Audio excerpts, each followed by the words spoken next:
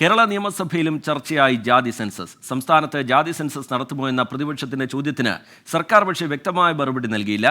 Supreme കോടതി വിധി വന്ന ശേഷം നടപടിയെടുക്കാമെന്ന് മന്ത്രി കെ രാധാകൃഷ്ണൻ പ്രതികരിച്ചു. MK മുനീറാണ് ജാതി സെൻസസുമായി ബന്ധപ്പെട്ട ചോദ്യം നിയമസഭയിൽ ഉന്നയിച്ചത്.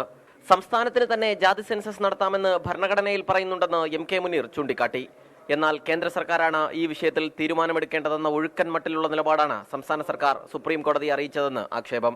ജാതി സെൻസസിന് സർക്കാർ അനുകൂലമോ പ്രതികൂലമോ എന്നറിയണമെന്നും MK മുനീറിന്റെ ചോദ്യം.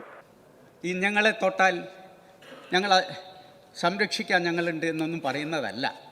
അതിനേക്കാൾ ഞങ്ങളുടെ അവകാശങ്ങൾ വകവെച്ച് തരുന്നതാണ് ഏറ്റവും കൂടുതൽ പ്രധാനം എന്നുള്ളത് മനസ്സിലാക്കണം. അതുകൊണ്ട് ഇന്ന് ഗവൺമെൻറ് പോളിസി ഞങ്ങൾക്കറിയാം.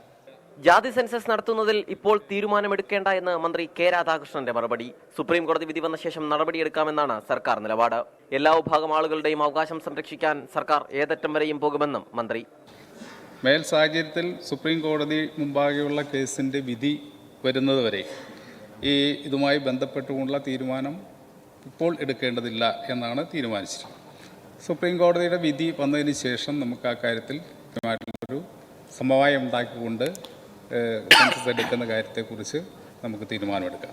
ജാതി സെൻസസ് സംസ്ഥാനത്തിന് തന്നെ നടത്താമെന്നിരിക്കെ സുപ്രീം കോടതിയുടെ ഉത്തരവിന് കാത്തിരിക്കുന്നത് എന്തിനെന്ന് MK മുനീർ വീണ്ടും ചോദിച്ചു.